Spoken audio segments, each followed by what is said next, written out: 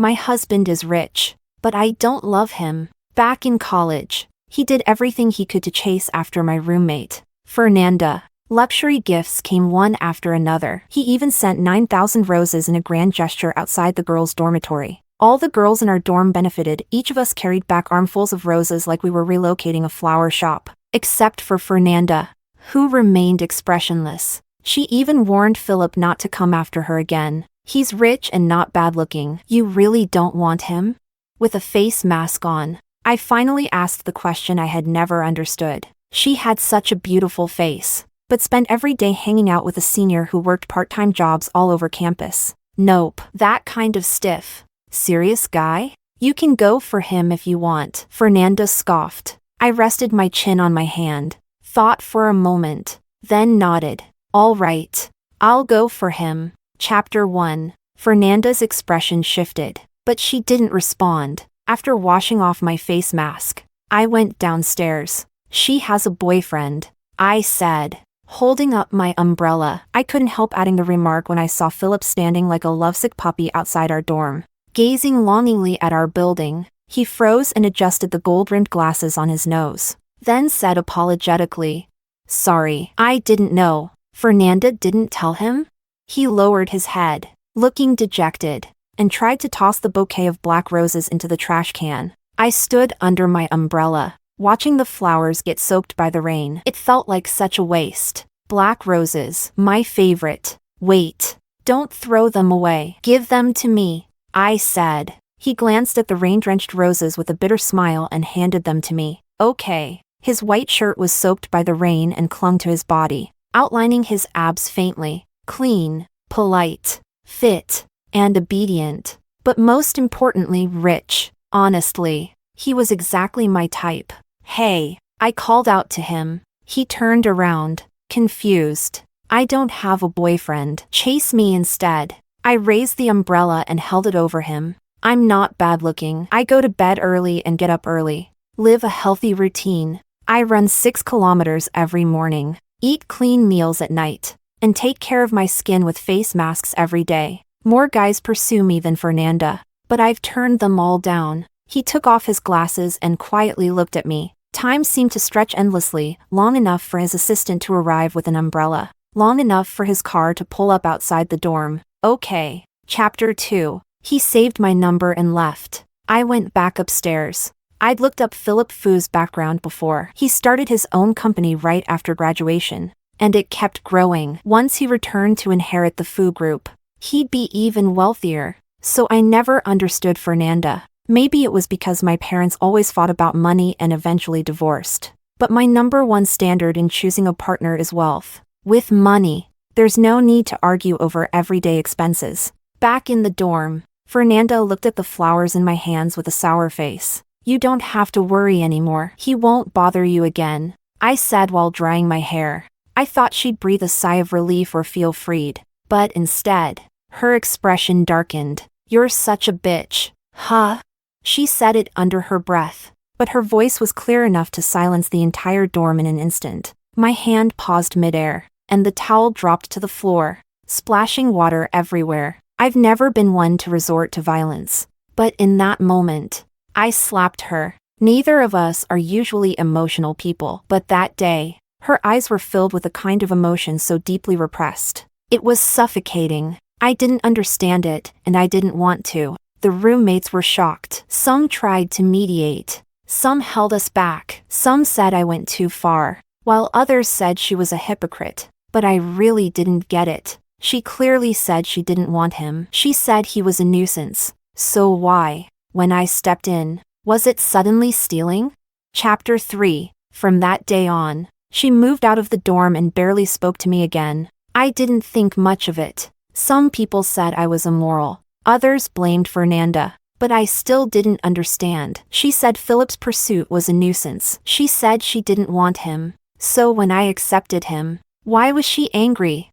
Fine, be angry, but calling me names? That I couldn't tolerate. Sometimes I'd hear about her and her boyfriend. People said they made a perfect couple, handsome man and beautiful woman. There were even fans online shipping her with that senior. Meanwhile, my interactions with Phillip grew more frequent. He wasn't good at showing emotions, but he was polite and composed, soon becoming a hot topic on the campus forums. I became a constant presence by his side, and the gossip spread like wildfire. But I didn't care. I had always known exactly what I wanted. On our wedding day, Phillip arrived at the last minute, dressed in a perfectly tailored suit, standing in front of me like a flawlessly calibrated machine. The wedding was grand. 1/3 of the guest list had names I couldn't even recognize. I smiled gracefully, posed elegantly. There wasn't a single bad angle of me in any photo. I still don't know how he convinced his parents to agree to marry me. No powerful family alliance.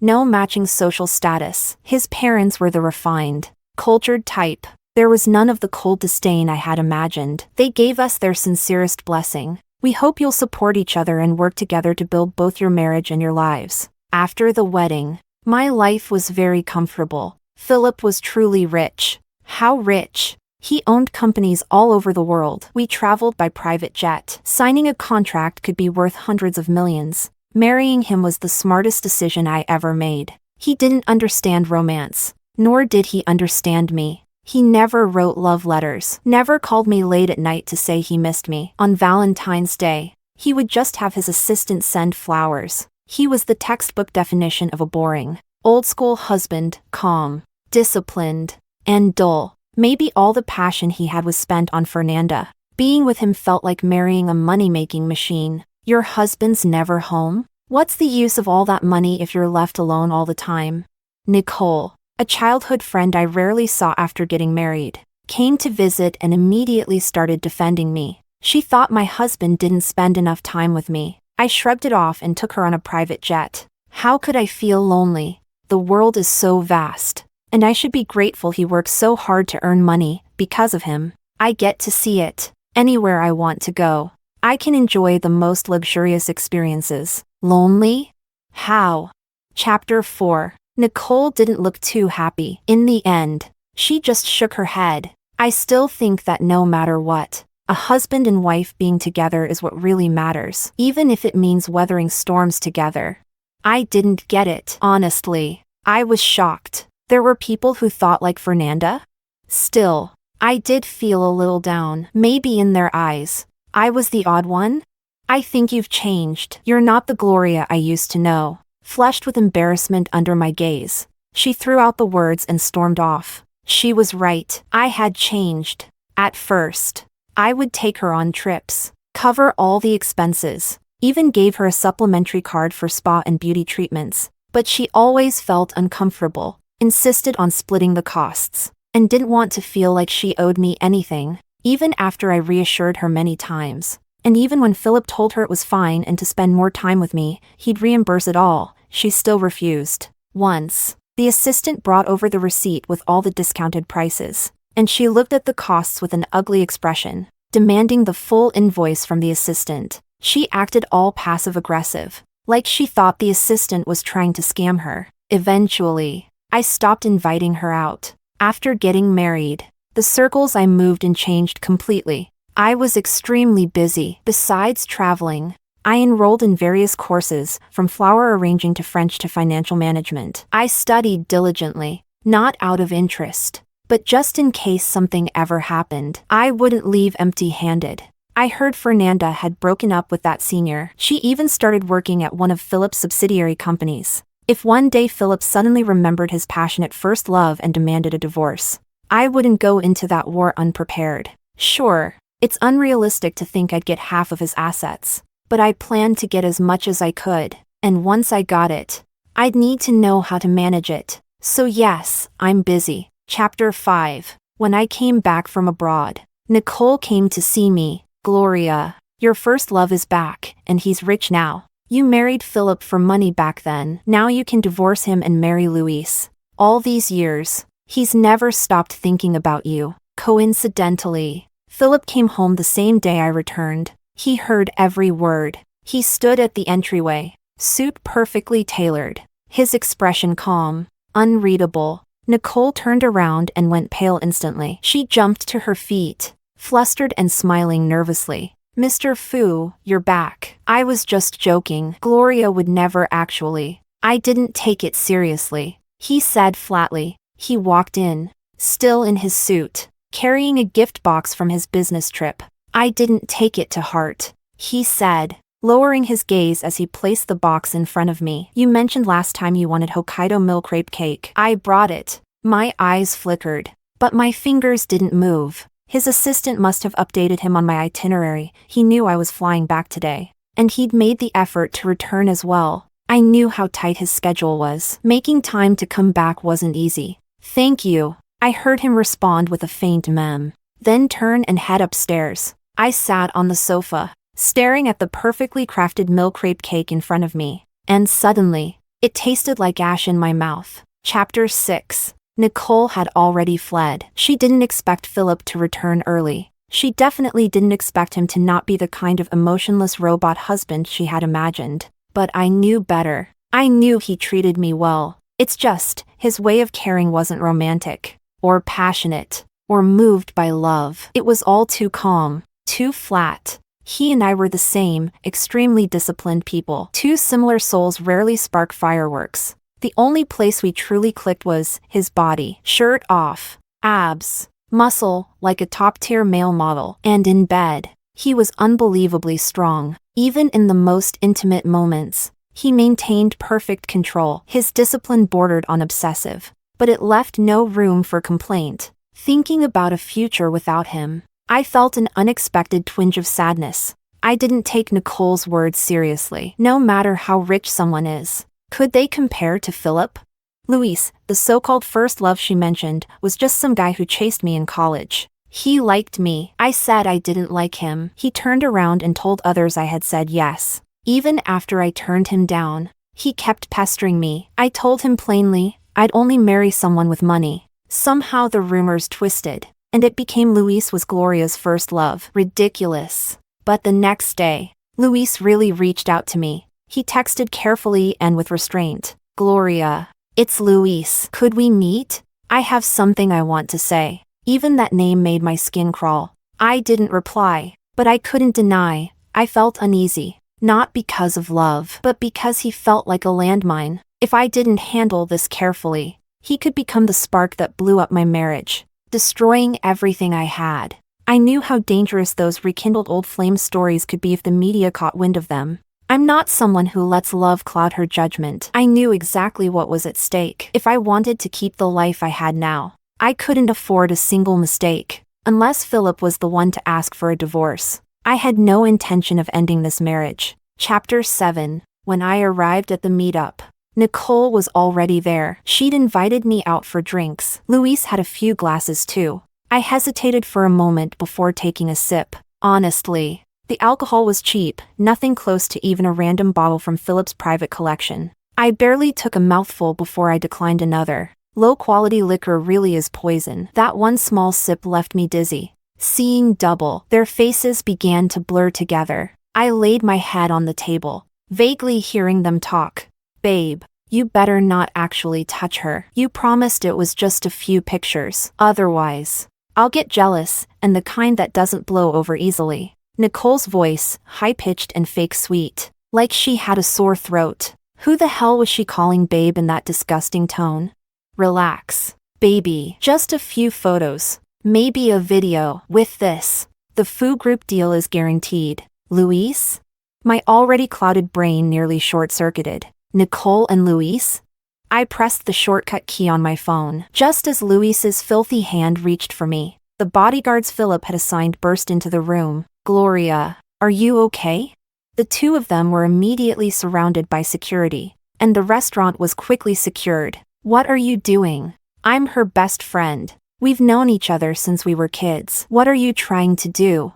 Nicole panicked. She'd been to my home a few times, had seen plenty of staff around, but she never realized I had personal bodyguards whenever I went out. Maybe I never expected that a so-called best friend would conspire with an outsider to harm me. What was she after? I honestly didn't get it. If she really wanted that business deal, all she had to do was ask. I would have helped. Why go to such lengths, using a setup to betray me? Chapter 8. I'm sorry. We're old college friends. We were having fun and got a little drunk. It's just a misunderstanding. Really. Luis was flustered too, trying to maintain a calm facade. but his voice was clearly shaking. The bodyguards pulled the restaurant surveillance footage and, in front of them, copied the evidence. My head was spinning, so light, it felt like my body was floating. When I opened my eyes again, Phillip was carrying me in his arms. He looked exhausted, dark circles under his eyes like he hadn't slept all night. "Honey," my voice trembled. "The glass has already been sent for testing," he said quietly. "They're going to prison." I stared at him, disoriented, but something in my chest suddenly shuddered. Phillip, when he's angry, is terrifyingly cold. It was the first time I saw him lose his composure like this. Always so refined and proper. Phillip yanked off his tie. That version of him, it was new, like he had ripped off the mask of civility and exposed something darker underneath. "Darling, was this really my calm, self-disciplined, ever-restrained husband?" I whispered his name. I don't know what nerve that struck, but I ended up in tears. We didn't sleep at all that night. I was utterly drained. What the hell? Was he losing it? Could it be he found out something about Fernanda? Felt something rekindled? I wasn't wrong. Fernanda had just been transferred to the head office. Chapter 9. Gloria. Word from City A is that Fernanda and Noah broke up a month ago. Mr. Fu's going to be stationed at HQ for quite a while now. With such a big project, he won't be leaving until it's done. They'll be seeing each other every day. What if they run into each other? My assistant, who had followed Phillip for years, was reassigned to me after our marriage as my personal aide. She knew about Phillip's pursuit of Fernanda during college, and now, she seemed more anxious about Fernanda's return than I was. She had more to lose. If Phillip and I divorced, her position would become awkward at best. I kept painting, not too concerned. Even if I did care, what could I do? It's not like I could stop them from seeing each other. First loves, they're dangerous. Gloria, don't you get it? She sighed heavily. My hand slipped. The brush stroke wavered, barely noticeable, but it still stood out on the canvas. "I can take care of you even without Phillip," I said, trying to reassure her, but her face looked even more defeated, like she was convinced this old crush of his coming back would blow a hole through my marriage. Poor girl. I said I'd support her, and she still didn't believe it. Lately, she had been hinting constantly that I should drop by the office. I was swamped, but I still made time and went to HQ. As I passed the administration building, I saw a group gathered around the elevator, waiting for someone. A man stood in the center. I didn't think much of it until that tall, cold figure slowly turned around. It was Phillip. He wore a light gray suit, impeccably tailored. His expression was distant, tapping lightly on his phone. The man looked like he had stepped right out of a magazine, composed, untouchable. That version of Phillip I rarely saw. Gloria. My assistant tugged gently at my sleeve and pointed toward a figure hiding behind a pillar. "Isn't that Fernanda?" I followed her gaze. Sure enough, someone stood half-concealed behind the column. Fernanda. She wore a long white dress, a work badge hanging from her slender neck. Her makeup was soft, her hair tied in a delicate princess half-updo, topped with a pink butterfly hair clip. Though her body stayed hidden, her eyes never left Phillip, not for a second. That look, blank, yet complicated, like seeing a long-lost love from another lifetime. And something about that look really rubbed me the wrong way. It felt like someone had laid claim to something I had placed beside me, and I instinctively wanted to strip her away from it. Chapter 10. The two women standing next to Fernanda hadn't noticed anything strange. "Mr. Fu is personally attending the meeting today. It's going to run late. The project's huge. I mean, he's the chairman's son, of course he's personally overseeing it. No one dares mess up. Gosh, a man worth billions."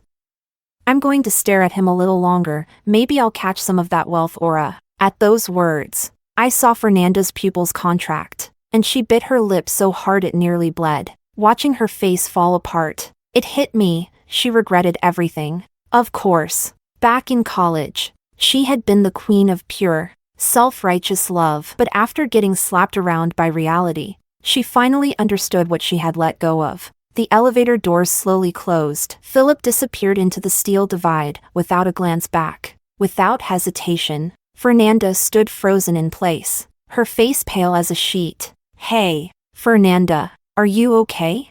She shook her head. forcing a weak smile. I'm fine, just suddenly a little dizzy. No one knew what was going through her mind. I didn't either. Just like I never understood her back then, I didn't understand her now. I thought about it and didn't alert the secretary. I didn't take Phillip's private elevator either. I quietly entered the regular elevator with my assistant. Fernanda and her coworkers walked in slowly as well. She kept her head down, distractedly scrolling through her phone. Maybe she'd just seen something upsetting. She looked like she could collapse at any moment. Otherwise, I figured even with sunglasses on, she would have recognized me. But standing right behind her with my assistant, she didn't notice us at all. Eyes unfocused and lost in thought. Her strange behavior must have raised her coworkers' suspicion, because one of them, thoughtless and nosy, read the message on her phone out loud. Baby, are you really not going to budge on the bride price? You know my family's situation. I really can't come up with 288,000 yuan. Most dowries here are only 128,000. Chapter 11. The elevator fell into a strange, stifling silence. It was as if the air had frozen solid. The colleague who had read the message aloud realized she'd overstepped and quickly shut her mouth. Meanwhile, Fernanda's complexion drained of color, as if she'd just been stripped bare in public. A flush of humiliation crept up her face, only to vanish moments later, replaced by a bloodless gray. If I had known things would end up like this, I would have never turned Phillip down back in college. Her voice was soft, almost like she was talking to herself, or maybe a knee-jerk reaction to emotional collapse. I turned my head slightly and glanced at her. She'd actually brought up Phillip. My assistant clutched her mouth, clearly tense, glancing nervously at me. Fernanda's two coworkers exchanged a look, shocked at first, then quickly shifting into gossip mode. No way. Are you saying you and Mr. Fu had something in the past? Fernanda took a breath and nodded lightly, with a hint of shy pride. It's true. If you don't believe me, go check the university forums in City A. Back then, he sent over 9,000 roses chasing after me. The post might still be there. Wait, 9,000 roses and he still didn't win you over? Fernanda's smile faltered, just for a split second. Her lashes lowered, as if something deep inside her had been tugged at. One of the coworkers pulled out her phone and started digging through old forum threads. Sure enough, she found the viral post, though the photos were long expired. The replies made it clear Phillip had pursued Fernanda back then. Rich guy drops a fortune, sends 9,000 roses chasing after department beauty Fernanda. I was there. It was insane. I just wish it had been for me. I was there too. Didn't matter though. She wasn't impressed. She rejected him and the roses ended up with every girl in the dorm. Low-key question, why'd the rich guy go after the department beauty instead of the actual campus queen? Weren't they roommates? After scrolling through a few pages, the colleague quietly put her phone away. Something felt off. Wait a sec, isn't Mr. Fu's wife also a graduate from a university? Fernanda's palm had turned white from how hard her nails were digging in. It wasn't until the sting of pain hit that she managed to collect herself. He's married? She asked, her voice hoarse. He's been married for a while now. You must have joined too late to know. Everyone in the company got a red envelope with 999 yuan. All personally gifted by Mr. Fu. It meant forever and always with his wife. Our office chat group went wild. There were tens of thousands of messages congratulating them. It was crazy. I even checked out his wife's Instagram. Private helicopters. Luxury cars. He drives a Pullman. She drives a Rolls-Royce Dawn. It's pure high society life. And she's rumored to be as stunning as a campus queen. I raised an eyebrow slightly. Guess I'll need to start being a bit more low-key on Instagram from now on. At that moment, Fernanda's eyes were rimmed red, her knuckles white from how tightly she clenched her fists. Judging by her face, she'd already pieced it together. The one who ended up marrying Phillip was me, Gloria. Chapter 12. I know her. We used to be roommates back when Phillip was pursuing me and I was still hesitating. She took a fancy to him and confessed right away. I didn't think it was right of her, but before I could say much, she slapped me. I don't even know what she told Phillip, but that same day, he suddenly blocked me out of nowhere. As she spoke, Fernanda trembled with anger, her jaw clenched, eyes filled with deep hatred. The others in the elevator perked up their ears. The air felt frozen. No one dared speak, but everyone looked shocked. I heard my assistant gulp, her breathing turning shallow. Standing in the corner, I flexed my fingers slightly. Honestly, I had the urge to slap her back, but reason held me back. If I got physical, the media would blow it up. Just a single spark would be enough for Fu Group's competitors to set off a wildfire, which could end up hurting Phillip, even affecting the stock price. Fernanda, since you know President Fu, why don't you take this meeting document to the executive office? A female colleague handed over the file. With your looks, if President Fu sees you, I bet he won't be able to take his eyes off you. She winked, the implication clear. Fernanda paused, then smiled just the right amount. She wore a white dress today, light makeup, her hair done in a half-up princess style, the butterfly hair clip adding to her gentle elegance. All right then, she said softly. I just wonder if he still remembers me. She seemed slightly uneasy, but even more so, calmly prepared. I stayed still. My assistant glanced at me, then shifted quietly to the side, even holding her breath after seeing the pitch-black sunglasses on my face. Of course he remembers. Let's be honest. You're like a goddess. How could anyone forget? But seriously, I can't even imagine what President Fu is like in private. Just one look from him makes my knees weak. Like I've done something wrong. Fernanda laughed softly, her tone unhurried, with a trace of intimacy.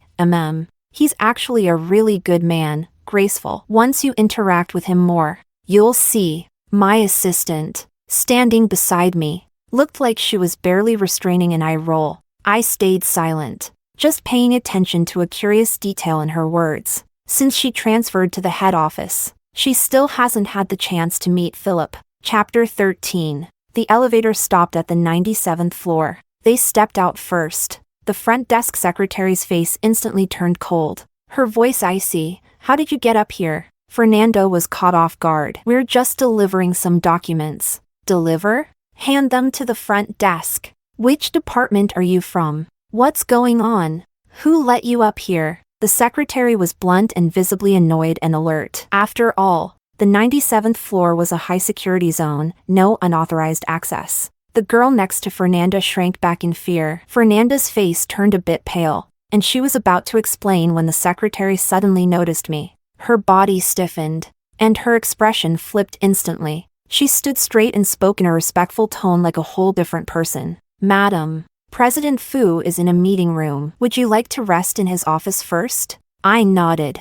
The secretary immediately stepped forward to lead the way, her manner reverent. Fernanda stood rooted, as if struck by lightning, her face blank. Shock, confusion, and barely suppressed resentment all flashed in her eyes. She recognized me. Her colleague beside her looked even paler, horrified as she recalled everything they had said in the elevator. A chill ran down her spine. They had just gossiped about President Fu right in front of his wife. When the elevator panel lit up with 97, she had been suspicious. But since they had to deliver the documents before the end of the day and applying for access was a hassle, she thought she could sneak up. Fernanda's words gave her an excuse to tag along as cover. From the 76th floor onward, only the four of them were left in the elevator. She had glanced a few times, after all. That kind of stunningly cold beauty was impossible to ignore, but the woman's sunglasses and icy demeanor kept her from looking too long. She hadn't expected that woman to be President Fu's wife.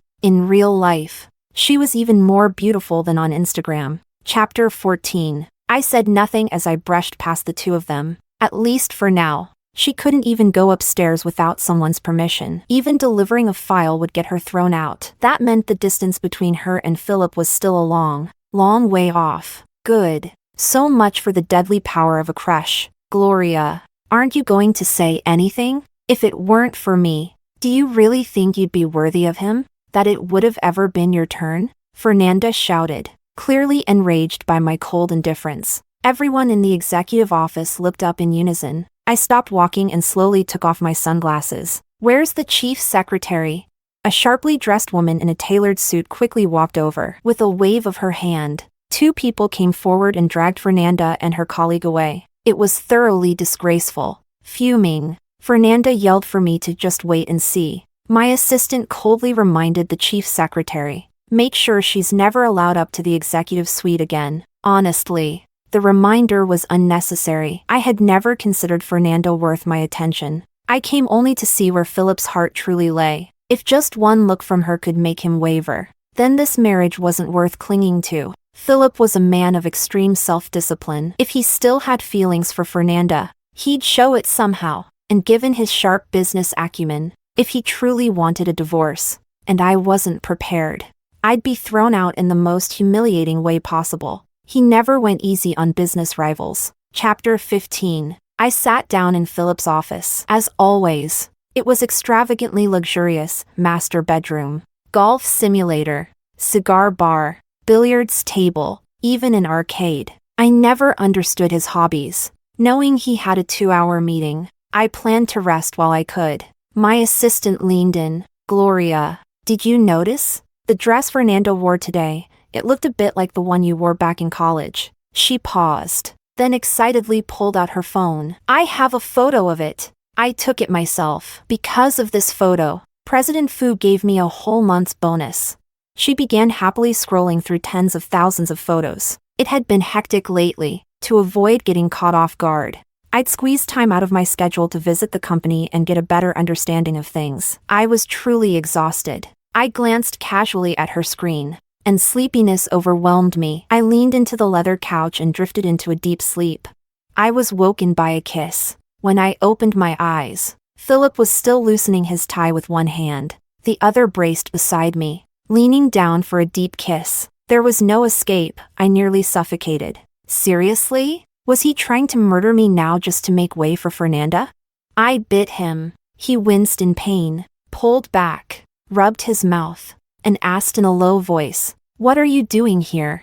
I rarely came to his office, so his question sounded oddly aggrieved. "I heard Fernanda was transferred here. I came to take a look." I locked eyes with him, not wanting to miss a single flicker of emotion. The man who was always sharp and ruthless in the business world actually looked confused for a moment. Then a thoughtful expression crossed his face, and the corners of his lips curled slightly. I stared at that slight curve of his lips, the very spot I had just bitten, now reddened and nearly broken. It stood out glaringly. He smiled. I sighed silently. Looks like this marriage really might be coming to an end. I'd better go talk to my lawyer soon. If it came to it, maybe install a hidden camera. If Phillip cheated during the marriage, I could use that to claim more in the settlement. While I was mentally strategizing, he pulled me into his arms. He rubbed his face against my hair. "You mentioned her name so suddenly just now.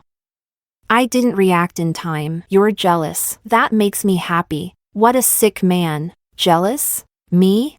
Enough. I have a class tonight. I slipped out of his arms. This atmosphere felt weird. I didn't like it. I went to tidy my hair and outfit. My assistant always said I was too meticulous. Even the skin on my feet was soft and fair. No matter the occasion, I never allowed myself to be sloppy. I looked at myself in the mirror and touched up my lipstick. She was right. I never let myself slack. Just like my daily 6-kilometer jogs, never missed a day. That's why I came, to see if Phillip was still worth keeping. Chapter 16. When I walked out, Phillip had already tidied himself up. His jacket was draped on the side, and he was seated at his desk in just a shirt and freshly retied tie, signing documents with a fountain pen. Seeing me come out, he pushed up his gold-rimmed glasses, putting on that commanding, bureaucratic air he always had. "I'm flying to France the day after tomorrow. I'll be gone for about 2 months. I spoke like I was giving a routine report. His pen paused mid-signature. He looked up and stared at me deeply,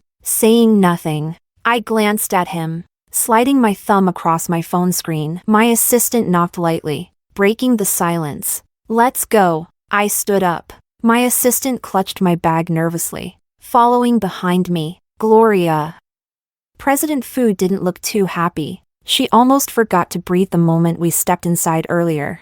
I gave a soft mem. Whether he was happy or not had nothing to do with me. Phillip had been in the business world for years. Like a seasoned bureaucrat, he rarely let his emotions show. If even my assistant could tell he was unhappy, then clearly, that emotion was aimed at me. "Gloria, look at this photo." She eagerly pulled out her phone to show me. I only glanced at it casually. The photo froze a moment in time during a summer evening, a tilted umbrella shading a man's head. I stood beside him, holding a bouquet of dark roses. The camera had captured the exact moment we looked at each other, I remembered that day. It was raining. A sliver of sunlight had slipped through the clouds. I looked at him and smiled. "Send it to me," I said, snapping out of it and putting my sunglasses back on. My assistant sent it in record time. A minute later, she was spinning around in excitement. Who else can say they got 2 bonuses from one photo?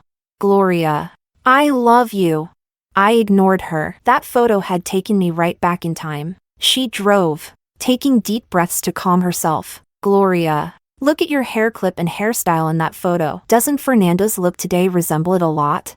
Chapter 17. After my assistant said that, a wave of unexplained irritation swept over me. Suddenly, I remembered that day. I stopped him and said, "I don't have a boyfriend. Go ahead and pursue me." But I didn't recall ever wearing a white dress like that. And I didn't remember ever using a butterfly-shaped hair clip. Yet today, Fernanda, from the tips of her hair to the hem of her dress, from her makeup to her expressions, looked almost exactly the same. In that moment, something inside me collapsed. It felt like my heart was being pierced, slowly, bit by bit, by an icy needle. Not painful, but cold, like water wearing down stone. And at that exact moment, I heard something inside me quietly break. "Let's talk tonight." Phillip's text came through while I was still stewing in silent anger. All the composure I had carefully cultivated shattered in an instant. Talk? About what? Divorce?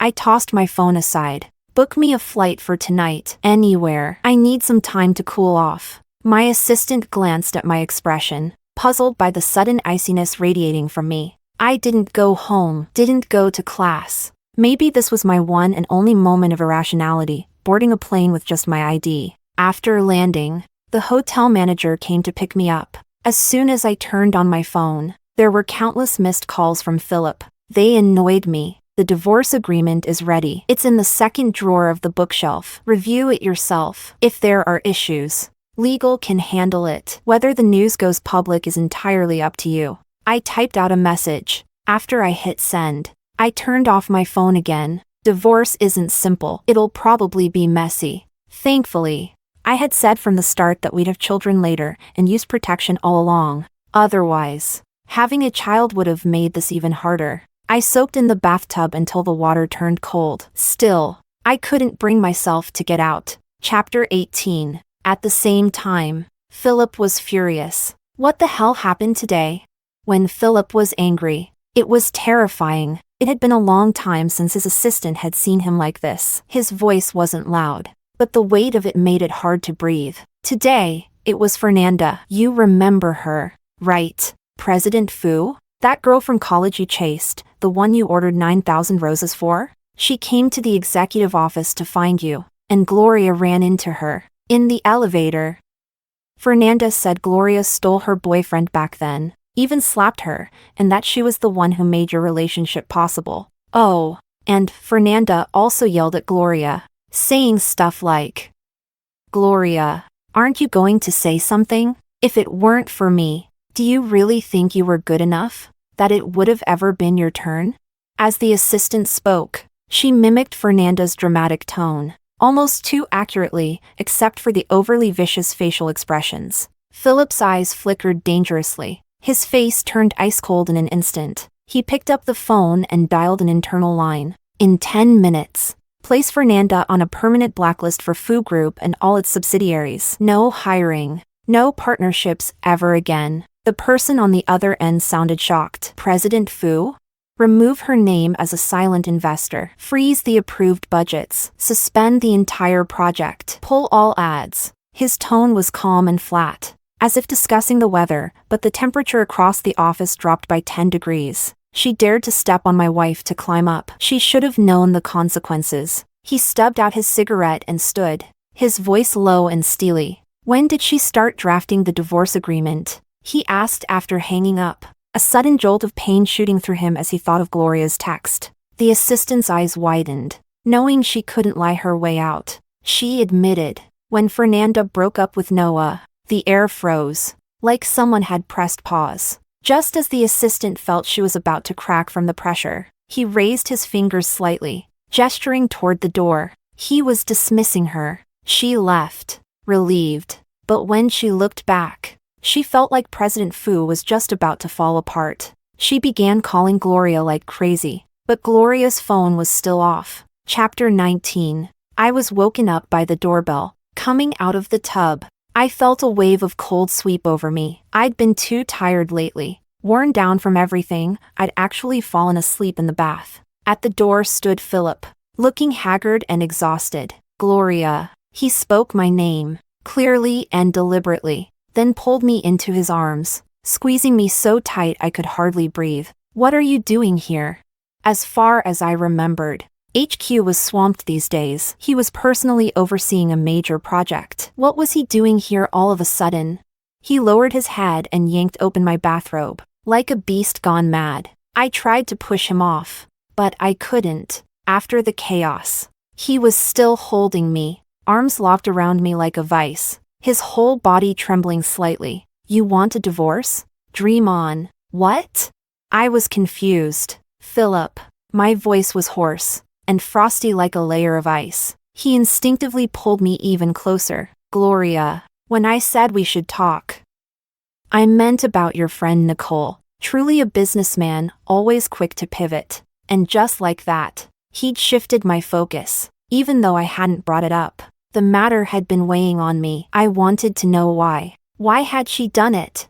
I just couldn't understand. She confessed to everything. Luis walked away clean. Nicole's going to prison, Phillip said, watching me with what looked like sympathy. I didn't have many friends. Nicole was the only one. We'd grown up together. Sure, we'd argued from time to time, but I always gave in to her in the end. She was stubborn, always keeping things bottled up. But if I ever ignored her, she'd be the one secretly crying in a corner. I stared at the ceiling, lost for a moment. Why?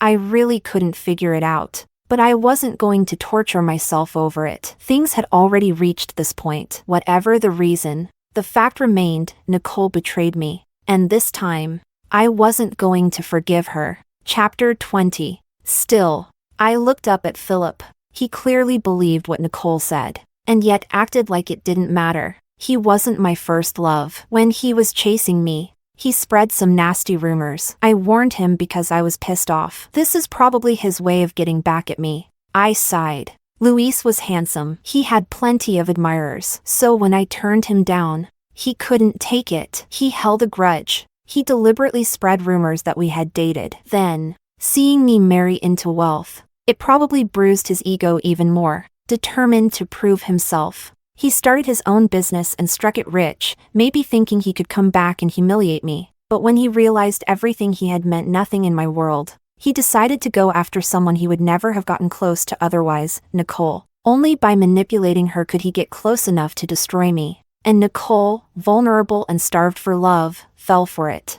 That's why she hid it from me. That's how she ended up conspiring with him to ruin me. Like me, Nicole didn't grow up in a happy home. She always longed for a family of her own. Luis, with his calculating mind, must have seen right through her heart. He built a fantasy around her, one she couldn't resist. She fell for it completely, so much so, she was willing to go to prison for him. But revenge alone? To go this far? Something didn't add up. I frowned. How's Luis's company doing? Not as well as Fu Group, Phillip answered quickly. How many companies are as successful as Fu Group? He knew that wasn't what I meant. I looked at him blankly. Their cash flow has problems. That explained a lot. I want Luis left with nothing. When it came to business warfare, Phillip was a beast. Understood.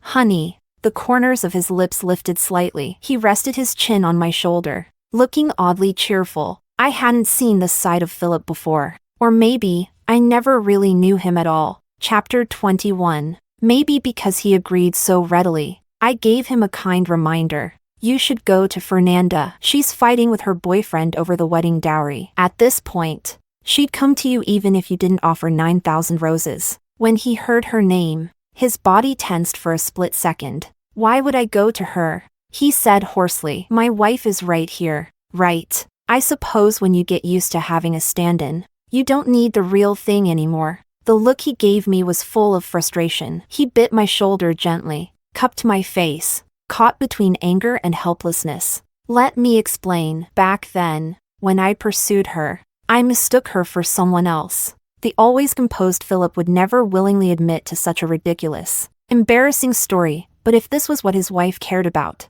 he didn't mind sharing his lowest moment. It was during University A's anniversary. I passed by the music room and saw you playing the piano for a stray cat. That moment, I've never forgotten it. Just as I was about to walk in and meet you, someone called me away. I figured, no big deal. Fate would bring us together again. His face flushed ever so slightly. Later, I saw Fernanda. She was wearing the same clothes you wore, styled just like you. I thought she was you, so I started chasing her. It was the first time I ever liked someone. I had no idea how to woo a girl, so I followed the playbook your little assistant gave me. Roses, designer bags, lipsticks. First time we met, I told her, "Hi, I'm Philip. I saw you yesterday at the music room. The way you played the piano for that stray cat was beautiful. Can I pursue you?"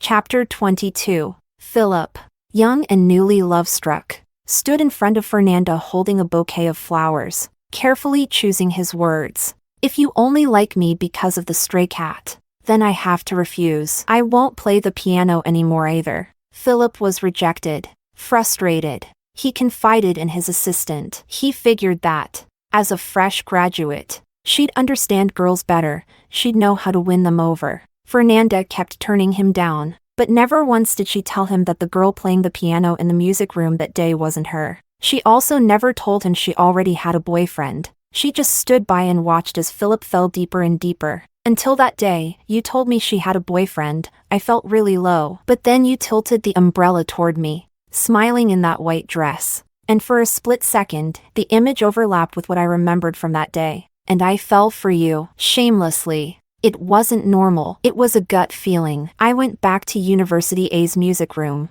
and finally realized the person I liked was you all along. You were the one I was drawn to. It's always been you." He lowered his head. "That kind of love is flawed. I failed, didn't I? I've never dared to talk about it. It's far from something to be proud of. But your old roommate, she really was unethical. You probably didn't notice. She was mimicking you. The way she dressed, the way she styled herself, everything. And she must have figured out that I had feelings for you, and that I'd mistaken her identity. So she kept leading me on. Every time I confessed, it was right below your dorm window. I'd always imagine you upstairs watching all of it happen. That's why I couldn't admit how foolish I'd been. I never mentioned any of it. Being with you made me so happy I could hardly breathe. We got married. Gloria." He sighed deeply. "But I realized something. You're always so clear-headed. So clear. You could walk away from me at any moment. You love traveling. You love freedom.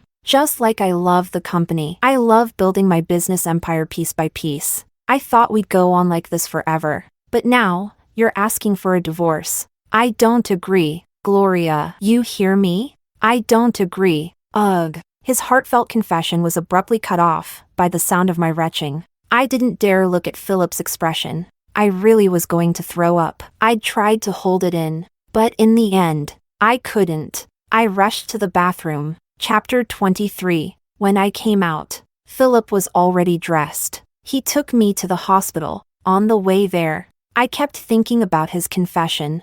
I had always believed Philip liked Fernanda, and I just happened to show up. A convenient girlfriend who appeared after Fernanda repeatedly hurt him. That's why I never talked about emotions with Philip, and Philip had always carefully avoided the topic. 2. I thought we'd just carry on like that, settling, pretending, until the day Fernanda came back and we quietly went our separate ways. I avoided looking at Philip. It was cold in the VIP ward's air conditioning in the early hours of the morning. "Miss, congratulations, you're pregnant." The nurse's words hit us like a bomb. Both Philip and I were stunned. We hadn't planned for a child. Then it hit me, during that chaotic night when Luis tried to trap me. Philip had gone completely feral. He hadn't used protection, and I'd forgotten to take the pill afterward. We looked at each other. The silence that followed was weirdly heavy. The nurse gave an awkward smile. "Be careful for the first 3 months, no intercourse." She rattled off a list of do's and don'ts. I was still in a daze, but Philip was already listening attentively. Have the designer remodel 2 rooms at home into nurseries. Philip was already swiping on his phone. sending a voice message to his executive assistant. Then he looked up at me. Gloria, do you think the baby will be more like me or like you? A boy or a girl? If it's a boy, I'll teach him about business from a young age, save him from taking too many detours. Just the image of a little version of Phillip sitting next to his office, stern-faced and silently signing documents, gave me chills. Girl. I cut him off. Phillip's lips curved into a smile. If it's Gloria's daughter, she'll definitely be adorable. I pictured a little girl in a soft pink dress, cheeks rosy and sweet. I looked at Phillip. This man was dangerously sharp. In just a few words, he had drawn me into a fantasy about the child, as if, just moments ago, we hadn't been discussing divorce. We weren't even ready to be parents. Still uncertain, but he had already embraced the role in an instant. And he was guiding me, coaxing me into embracing it too. After lying there for a few minutes, I decided I needed to have a serious talk with Phillip. I don't accept cheating, not even emotional cheating. If you fall for someone else while we're still married, everything gets split 3 ways. The child stays with me. I get 2/3 of our assets. You get 1. Phillip took a deep breath. Deal. Honestly, I knew that kind of arrangement didn't mean much to him. He had Foo Group behind him. He could always start over. Chapter 24. The next day, Phillip flew his entire team out here, triple pay. All flights and accommodations covered. As soon as he finished his meetings, he came rushing to see me. He even brought his legal team, and they began drafting the agreement I'd outlined the night before. It wasn't until I finally signed it that I let out a breath. I didn't feel much, honestly. This was something I'd always planned to do. Now that I actually had it, this safety net, I didn't feel as happy as I expected. Phillip set up a company under my name, hired a professional management team, and personally coached me through every step. I had some past experience writing business plans, so I picked things up quickly. Phillip seemed a bit surprised. Gloria, if you'd entered the business world earlier, we might have been true equals. I didn't respond, because I had thought the same. Of course, most of my current resources came from Foo Group. Standing on the shoulders of giants does make things easier. Once the company was up and running, I became extremely busy. Phillip watched me anxiously, always on edge. But when he saw me genuinely smile, rare as it was, he finally relaxed. Gloria, now that you have your own company, whether I'm around or not, you'll always have leverage. We're equals now. So, would you consider? He hesitated, then said softly, trying to love me. Phillip held a bowl of soup made by a professional nutritionist. This tall, imposing man was hunched over slightly, looking at me with nervous, hopeful eyes, as if waiting for a verdict. I didn't say anything. Back when I first got together with Phillip, I might have said I love you without thinking whether it was real or not. But now, I couldn't bring myself to fake it. Eventually, I gave a small nod. Okay. Chapter 25. Chairman Fu and the chairman's wife issued company-wide bonuses, apparently to celebrate the birth of their grandson. And there I was, staring at a wrinkly, funny-looking little bundle, feeling not much maternal love at all. Was I some kind of exception? Other new moms cried tears of joy holding their newborns. Mine looked like a shrunken version of Phillip. No matter how I looked at him, he felt awkwardly unfamiliar. Little Phillip, Mommy loves you, and loves Daddy too. Phillip cooed. This tall, powerful man looked hilariously out of place cradling the tiny baby. He bent down, whispering sweet nonsense into our son's ear. It felt like I was seeing yet another side of Phillip. I looked at him, and couldn't help but smile. Do I love my husband? Before Phillip came back into my life, I could have easily said no. I could have walked away from our marriage at any time. But during his explanation, something in me slowly began to soften. The day I played piano for that stray cat was the same day my parents divorced. A day both families went to war with one another. I was breaking apart inside. That piano room, and its music, was the only place holding me together. I never imagined that moment would freeze in someone else's memory. Like someone had picked up my broken pieces, clumsily, gently, and said they liked what they saw. Do I love him? Maybe my heart has started to move. Story 2. Chapter 1. 1980s. My boyfriend Joel received a quota to return to the city as part of the program for educated youth. On the day he left, he held me tightly and cried uncontrollably. Zoe, don't worry. Once I return, I'll pull some strings and arrange for you to join me as soon as possible. Afterward, Joel wrote me letters every day. Everyone praised how deeply he loved me, until I fell gravely ill and returned to the city. That's when I learned the truth. Joel's quota was secured through my father's sacrifice. He had even arranged for another educated youth to impersonate me. Not only did Joel steal my quota, but he also claimed my father's death benefits and turned my family's home into his marital residence. When I confronted him, he turned the tables and accused me instead, leading to my imprisonment. I died in my cell, succumbing to illness. When I opened my eyes again, it was the day Joel received the city return quota. Zoe, I can't live without you. Without you, my life would lose all meaning. As I opened my eyes, Joel was sobbing as if his heart was breaking. The room was packed with other educated youth, all moved by his display. Some of the women wiped away tears, turning their backs to avoid showing their emotions. Seeing that I remained unmoved, Joel grabbed my hand and slapped it against his face. Zoe, I know you're upset about this. If I could, I'd give you this quota. I'd rather stay here and suffer than see you unhappy. Looking at his seemingly sincere face, I felt nothing but disgust. I pulled my hand away and said coldly, "Fine. Then give me the quota." The room fell silent in an instant. Joel's expression faltered. Zoe, are you serious? I nodded. Of course. You said you love me, didn't you? You said you couldn't bear to see me suffering here. If I go back to the city, you'll feel better, won't you? Joel gasped, his breath catching. Before he could come up with a rebuttal, Gloria, sitting nearby, couldn't hold back. Zoe, that's too much. Joel worked so hard for this quota. How can you just take it away? Besides, he's already said he'll find a way to bring you back later. Can't you wait? In my previous life, I could have stayed in the city, but because I loved Joel too much, I went against my parents' wishes and volunteered to come to the countryside with him. 2 years of hardship followed, endless toil in the fields, never knowing where the next meal would come from. Then, news came from the brigade. There were 2 quotas for returning to the city. These went to the outstanding performers, Joel and Gloria. When Joel learned this, he cried to me, saying he couldn't bear to leave me, fearing I'd hinder his future. I put on a brave face, showing no reluctance. Only after he left did I dare to cry in secret. In that life, I believed Joel's promise to bring me back and stayed in the countryside. It wasn't until I fell gravely ill and the villagers pulled money for my travel expenses that I returned to the city, only to discover that those quotas were obtained because my father had sacrificed himself to save someone important. Joel and Gloria had built their success by draining my family dry. Meanwhile, I died like a forgotten mouse in a dark prison. Thinking about it filled me with rage. I turned a cold gaze to Gloria. This is between Joel and me. What does it have to do with you?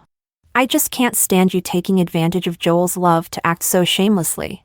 Just as Gloria was about to guilt-trip me, Amelia interrupted her. Gloria, that's not right. If Joel loves her and is willing to do it, why are you interfering in their relationship? Another person chimed in. Yeah, Zoe's not wrong either. Joel's parents are gone, and he doesn't even have relatives in the city to help him. Zoe's father is a cadre. He might actually be able to pull some strings to get Joel back to the city later. Thanks to Joel's usual act of loving me like his life depended on it.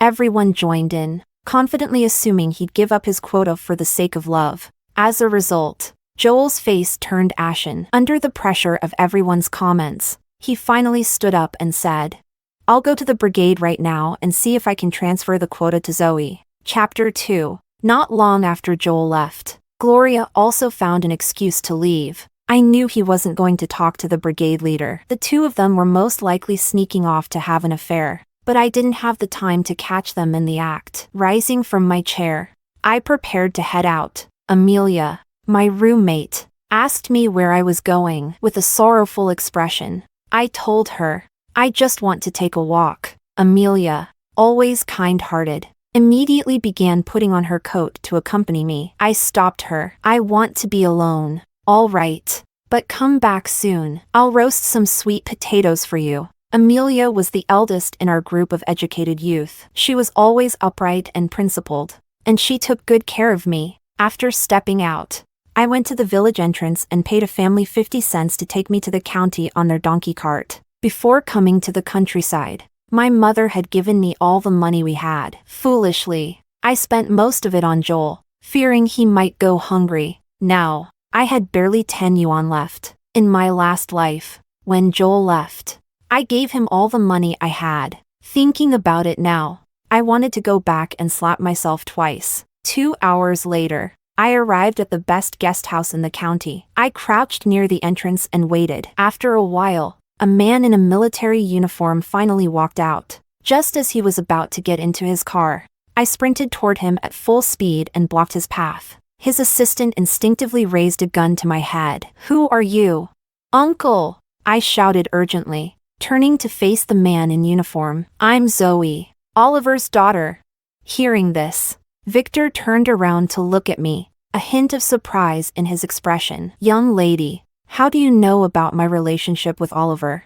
"I only found out in my past life, after returning to the city, the truth behind my father's death. My father had died a hero, saving a high-ranking officer on his way to work. The officer had been in plain clothes when 3 thugs surrounded him and tried to rob him. My father rushed to his rescue, shielding him, but was fatally stabbed several times. Before he died, my father asked the officer for 2 city return quotas. Originally, he only wanted 1 for me, but knowing how blindly I cared for Joel, he requested a second one. The day after my father died, my mother took her own life out of grief. Victor, being a man who repaid his debts of gratitude, handled my parents' affairs and immediately came looking for me. At the time, I was helping another brigade. The village secretary sought out Joel, who, upon learning about it, stole my identification and had Gloria impersonate me. After returning to the city, Victor arranged jobs for Joel and Gloria and even gave them a large sum of money. I nodded through tears. "I know.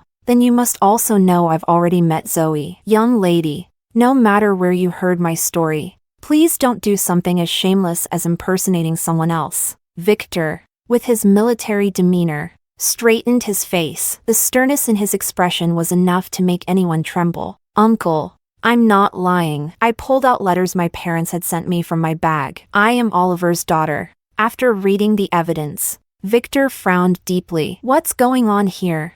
Between sobs, I explained everything, the entire story from start to finish. Victor's anger erupted instantly. "Unbelievable. They dared to pull off a bait and switch right under my nose." "Assistant, go get that kid for me right now." "No, Uncle." I stopped him. "I'll handle Joel myself. The reason I came to you is to ask for a different favor." I still remembered how, in my previous life, when I confronted Joel, I brought my classmates and everyone who knew me to testify to my identity, but Joel had already bought them off while he was still in the countryside. That's how I ended up in prison. Victor could fix my identity, but if Joel, like before, accused me first, I would still be the one thrown in jail. Victor asked, "What do you want? To return to the city?" Looking him straight in the eye, I dropped to my knees. "Uncle, please revoke the city return quota and send me to join the military instead." Chapter 3. Back then, my father had wanted me to enlist in the military, but I gave up the opportunity for Joel. Now that my father is gone, I can't let him down again. After hearing my story, Victor was deeply moved. He immediately instructed his staff to file paperwork with the county's educated youth office to suspend Joel's city return. He told me that enlisting in the military required a different set of procedures and asked me to stay here and wait patiently. Looking at Victor's expression, I could tell he still had doubts about my identity. His words were likely to keep me calm. When I left the guest house, my heart remained heavy. How could I get Victor to truly believe me? I rode the donkey cart back to the village. Just as I got off, I heard noises behind a stack of firewood. Curious, I approached quietly, only to hear Joel and Gloria. The 2 of them were wrapped in a heated embrace, kissing passionately. Gloria spoke angrily. "Why should Zoe get your city return quota?" Joel coaxed her. "Even if she wants it, I won't give it to her." "That idiot, just make up an excuse." And she'll believe it. She still has a few dozen yuan left. Once I get my hands on that, we'll head to the county to file our paperwork. Gloria huffed. She likes you so much. And you treat her like this. You won't treat me the same way in the future, will you? Joel gave her a kiss and said, "What are you talking about? I'm completely sincere with you." Every word of their conversation reached my ears, making me sick to my stomach. Despite my disgust, a plan to prove myself came to mind. I didn't stay to listen any longer. I walked back to the educated youth dormitory on foot. As soon as I entered, I collapsed onto the table, sobbing uncontrollably. Amelia hurried over and asked, "What happened, Zoe? Why are you crying so much?" Struggling to catch my breath, I told her, "Joel cheated on me." Amelia looked at me in shock. "What? How could that be?" "It's true, he's with Gloria." I recounted everything I'd seen behind the firewood stack. Amelia's eyes widened in disbelief. "Unbelievable. Wait here, I'll make sure you get justice." When Joel returned, he was startled to find the entire dormitory full of people waiting for him. Instinctively, he straightened his clothes and forced an awkward smile. "Why is everyone still awake?" Then he saw my swollen, tear-streaked face. He immediately walked over with a look of concern. "Zoe, why are you crying like this? Who bullied you?" Before he could touch me, a male dorm mate grabbed him by the collar and asked with a dark expression, "Joel, what were you doing with Gloria?" Joel's face went pale. "What? Nothing. There's nothing between me and Gloria." "You're still denying it? I saw the two of you kissing," I shouted, tears streaming down my face again. "Joel, I came to this awful place for you, and you go and do this behind my back?" Meanwhile, Gloria, who had returned later, was blocked outside by Amelia. Amelia cornered her and interrogated her about stealing my boyfriend. I cried louder. "Joel, if you don't like me, you could have just told me and broken up. Why did you have to use me for my money and act like you cared?" The educated youth who had once supported our relationship were instantly outraged. Joel shouted, "This is all a misunderstanding. There's nothing going on between me and Gloria. We were just talking about city return quotas." No matter how much Joel and Gloria tried to explain, they were locked up by the group, who declared that they would report them to the county office the next day. But before we could bring them to the authorities, the next morning, the person assigned to watch them ran to tell Amelia and me, "Joel and Gloria are gone." I panicked immediately, grabbing Amelia's arm and crying, "Sister, what do we do now?" Amelia remained calm. "They must have gone to the county youth office to process their return papers." "Don't worry, Zoe. If we can't solve this today, they won't be able to leave." Under Amelia's leadership, we borrowed 2 donkey carts from the villagers and headed to the county youth office in force. Sure enough, Joel and Gloria had gone to the county to process their return documents. In the office, Joel and Gloria handed over their stamped documents and identification. "Comrade, I'm Joel, and she's Zoe. We're here to process our city return paperwork," Joel announced confidently. The staff looked at the two of them and frowned. "Your city return documents have been voided." "What?" Joel exclaimed, visibly agitated. "How could they be voided?" "I don't know. We received notice from higher-ups yesterday to cancel both of your city return quotas," the staff member replied calmly. Hearing this, Joel looked like his world had collapsed. However, he quickly collected himself and took Gloria to find Victor. At the entrance of the guest house, they ran into Victor. "Uncle," Joel called out, "we went to the youth office to process our city return paperwork, but they told us it was voided." "What's going on?"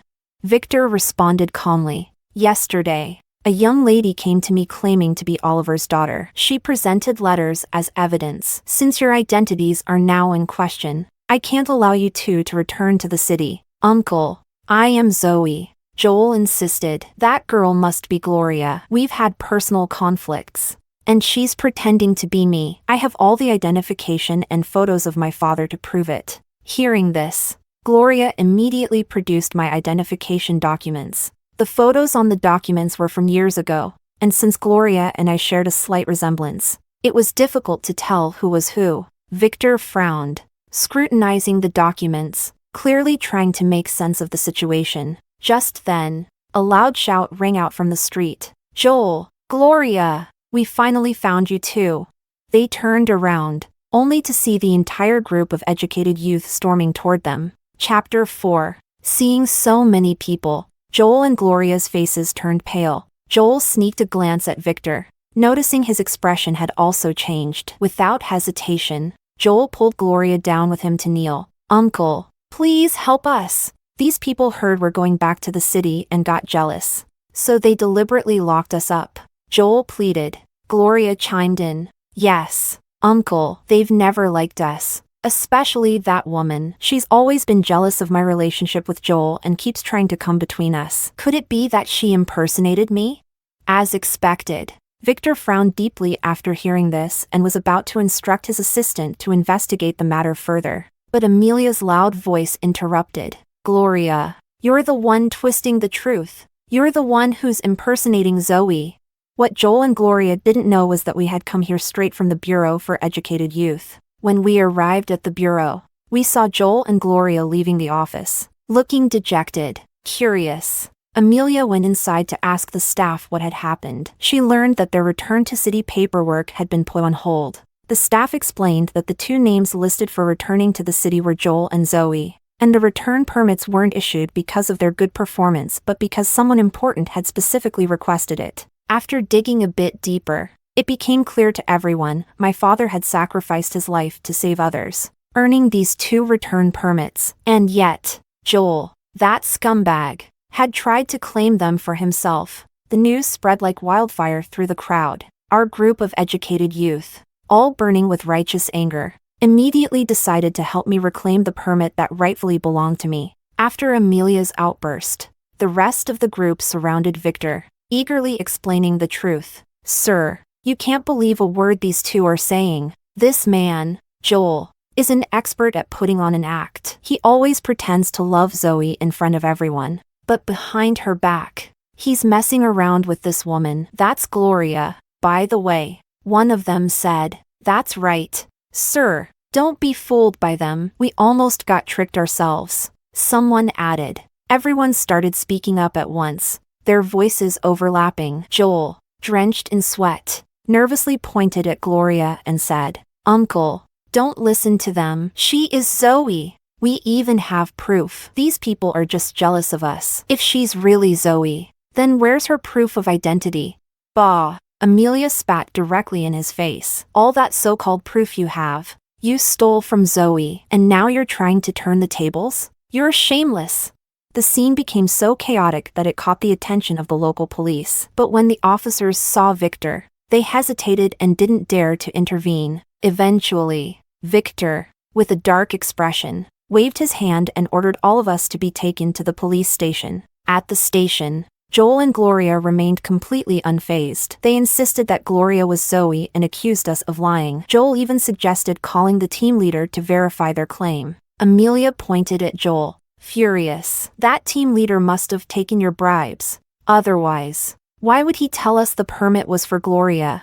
Then Amelia seemed to remember something and raised her hand. Turning to Victor, Sir, I know someone who can prove that Gloria is an imposter. We grew up as neighbors, and she worked in the next village over. If you call her here, the truth will come out. Hearing that, I couldn't help but admire Amelia's logic. It might not be easy to prove that I'm me, but proving that Gloria is Gloria? That's much simpler. After all, she always bragged about her family having many children, and how her sister was jealous of her. Before long, someone fetched Gloria's younger sister. When she heard that her sister was trying to steal someone else's permit to return to the city, she came over immediately, pointing at Gloria. She said, That's right, this is my sister. Gloria broke down on the spot. You're crazy. I'm not Gloria. You must have planned this with them.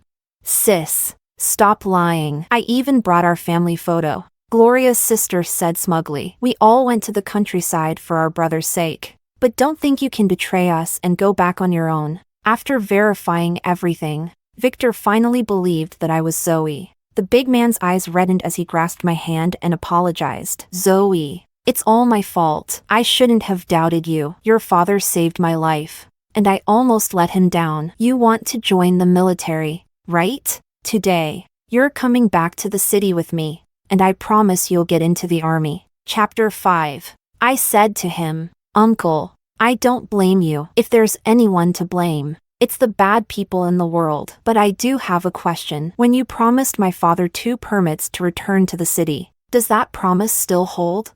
Victor, already feeling guilty toward me, immediately nodded and said, Of course, it still holds. Hearing those words, no one was more excited than Joel. He ran over, grabbed my hand, and said, Zoe, I knew you wouldn't leave me behind. This was all my fault. Gloria, that wretched woman, was the one who manipulated me. The truth is, I've always loved you the most. Don't worry. Once we return to the city, I'll marry you. He seemed to transform back into that boy who once looked at me with nothing but love. Marrying Joel had always been my dream. In my previous life, I clung to that hope just to keep going. But when I finally found Joel, I discovered that not only had he married Gloria, but he had also turned my parents' house into their marital home. At the time, it felt as if someone had stabbed me directly in the chest. Even breathing became painful. Looking into those expectant eyes now, I pulled my hand away and let out a cold laugh. Who said I'm taking you back to the city? I turned to Amelia and asked, Sis, would you like to go back to the city with me? Amelia froze for a few seconds, unable to hide the joy spreading across her face. Before she could reply, Joel dropped to his knees, clutching my leg and wailing, No, Zoe, please take me with you. I can't stay here anymore. I promise I'll treat you well from now on. You can't abandon me. 2 people, annoyed by his behavior, came over and dragged him away. You've done so many disgusting things, and now you expect someone to take you with them? Where's your shame? Zoe can take whoever she wants. Stop embarrassing yourself. 2 hours later, Amelia and I climbed into Victor's car with our luggage. Although Gloria had impersonated me, she hadn't caused any real harm in the end. She and Joel would only be locked up for a few days before being released. But even after they were released, life wouldn't be easy for them. After Amelia and I left, the remaining educated youth still didn't like either of them. After all, both Joel and Gloria were lazy and always tried to avoid work. Back then, I had been brainwashed by Joel, convinced that his hands were made for holding a pen, so I often did his share of the farm work. Now that I was gone, he would have to do it himself. Thinking about that brought me a sense of satisfaction. The first thing I did after returning to the city was visit my parents. At their graves, I apologized to both of them and promised that I would never love Joel again. Victor told me that I'd have to wait until the next round of military recruitment to officially enlist. In the meantime, I could take care of anything I wanted to. After thinking it over, I decided to collect the compensation payment from my father's workplace. When I arrived at his workplace and explained my purpose, the office staff said, Your father's compensation has already been collected. I was stunned. Who collected it? My father's hometown was thousands of miles away, and none of our relatives even knew about his sacrifice. The staff member checked the records and replied, His daughter. I frowned slightly. How could that be?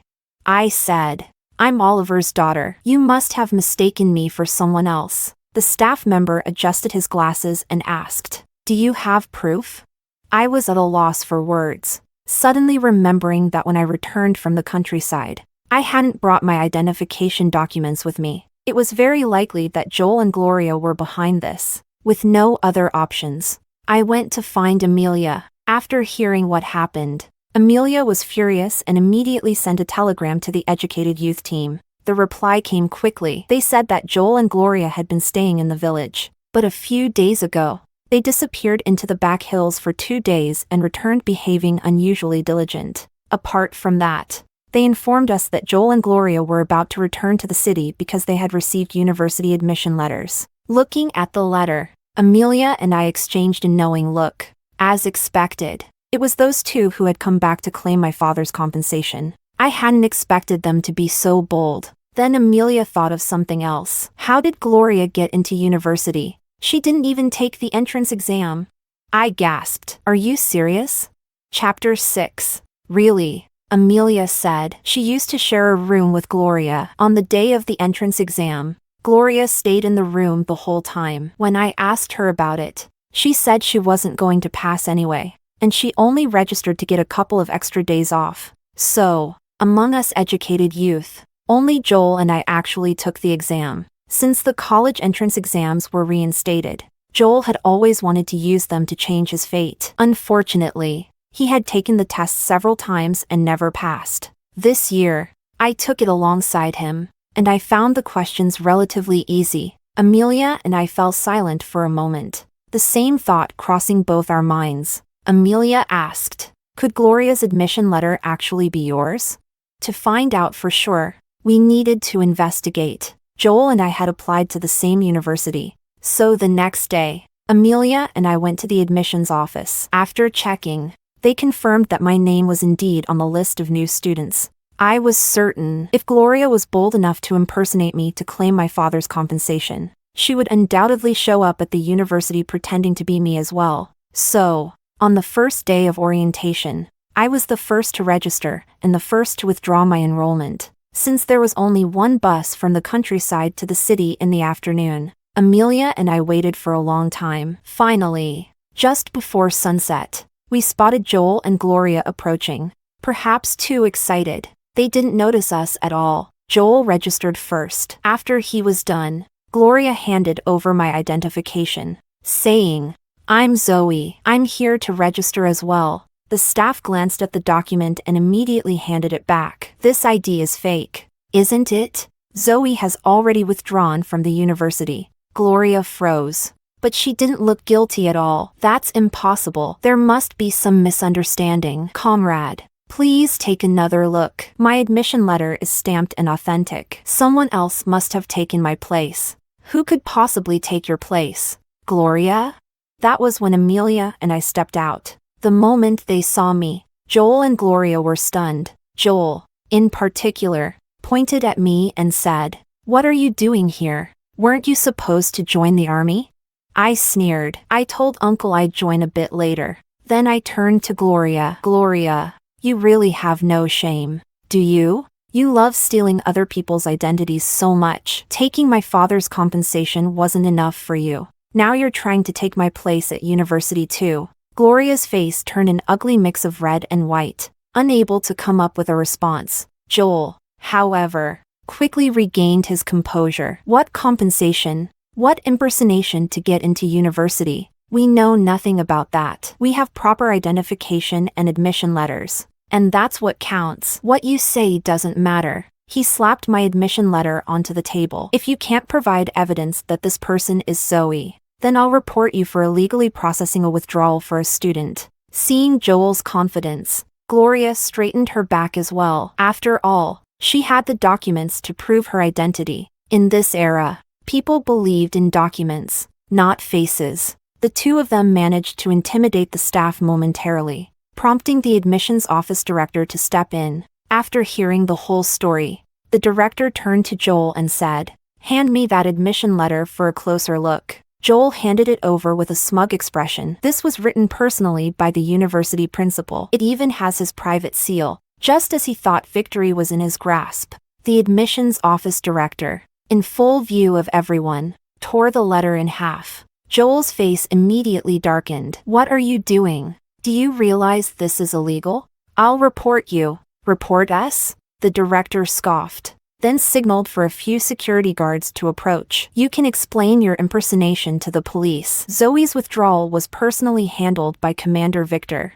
Who brought her here? Commander Victor himself is her admission letter. Chapter 7. At that, Joel instantly cowered. He quickly turned to me, pleading, "Zoe, please, let me explain. It's not what you think. This was all Gloria's doing. She was the one who impersonated you. It has nothing to do with me. Please don't send me to the police. I worked so hard to get into university, and I finally escaped that miserable place." His words infuriated Gloria. She started yelling, "Joel, what do you mean by that? Are you trying to pin everything on me now? These were all your ideas. You were the one who wanted to sleep with me in the first place, perhaps out of fear of getting arrested." The two of them began turning on each other, hurling accusations and begging for my forgiveness. I watched them calmly and said, Forgiving you isn't impossible, but the compensation money you took, the money my father earned with his life, that has to come back to me." Gloria immediately understood my implication and pulled cash out of her bag. "Here. Take it. I didn't spend a penny. It's all here." Not to be outdone, Joel also produced the remaining half of the money. "Zoe, I didn't touch this money either, for the sake of what we once had. Please forgive me." I took the money and carefully counted it. Then I smiled slightly. "All right. I'll forgive you for impersonating me to claim my father's compensation." They barely had a second to rejoice before I added, "But I can't forgive you for stealing my admission letter and trying to take my place at university." Security, please make sure they are handed over to the police. At my words, their faces crumpled as if the sky had fallen. They erupted into curses, hurling insults at me without restraint. It didn't matter. The money was already back in my hands, and I couldn't care less about how horrible their insults were. After being sent to the police station, Joel and Gloria started blaming each other. Joel tried to push all the blame onto Gloria, claiming he had no knowledge of anything. Gloria, however, was detained for returning to the city without authorization and for impersonating me. While Joel was released, he thought being released meant he was in the clear. But when the university heard about his actions, they immediately expelled him and announced that he would never be admitted again. What happened to Joel after that had nothing to do with me. A week later, I officially entered the military camp. At the end of the year, the government introduced a new policy allowing all educated youth who had been sent to the countryside to return to the city. Many friends wrote letters to me with the good news. As I read them, I couldn't help but wonder, would Gloria, sitting in prison, regret her decisions? If she had just waited another 6 months, she could have returned legitimately. But instead, she let Joel manipulate her, and it ruined her entire life. I trained diligently in the military and passed the entrance exam for the military academy the following year. From there, I worked my way up and eventually became a successful diplomat. Before I was set to take up a post in another country, Amelia reached out to me, saying our old group of educated youth friends wanted to throw me a farewell gathering. I gladly attended. Everyone had done well for themselves. Amelia had taken the college entrance exam the year after returning and got into a good university, eventually becoming an outstanding high school teacher. Others had also found success. Some became business owners, others actors. During dinner, someone mentioned that Gloria had been released from prison. They said she had changed drastically over the years. After being released, she seemed mentally unstable and was sent back to the countryside by her family, where she married an older man with a low IQ. Of all of us, Gloria had been the most desperate to escape the rural life. Yet, in the end, she returned to the very place she had fought so hard to leave. Talking about Gloria naturally brought up Joel. After that year, no one ever heard from Joel again. It was as if he had vanished into thin air. After the meal, my assistant arrived to pick me up. As everyone walked me to the car, we found a beggar leaning against the car door. My assistant approached him and asked him to move, but the beggar stood up and began whining. "What do you mean I'm blocking your car? It's clearly your car that hit me." When he saw our group, however, his demeanor shifted. In an instant, he became agitated and ran off, disappearing without a trace. But no matter how fast he ran, everyone recognized him. Amelia's jaw dropped. That was Joel, wasn't it? How did he end up like this? After her comment, everyone's eyes turned to me. After all, my feelings for Joel had once bordered on obsession. Even after all the harm he caused me, they still thought I might feel pity for the Joel they just saw. To everyone's surprise, I acted as though I didn't recognize him. Instead, I hugged each of them one by one and said my goodbyes. Truthfully, seeing Joel like that did make me feel a little sentimental. I still remembered the first time I saw him. He was wearing a faded gray shirt, and every word he spoke exuded sophistication. Even after we were sent to the countryside, he was still the most refined and handsome of us all. Everyone believed he would be the one to achieve the most. But somewhere along the way, his feelings for me soured. Was it the endless wind on the yellow plateau that turned someone once as bright as the moon into this? I supposed I'd never find the answer, but I knew one thing for certain: I would never feel anything for him again. When I hugged Amelia, she whispered in my ear, "I was so afraid you'd chase after him." I squinted and smiled. Not a chance. Amelia sighed in relief and wished me well. Zoe, you're the most accomplished among us. I hope you soar higher and higher and never look back. And thank you for taking me with you back then. I replied. I will, and you're welcome.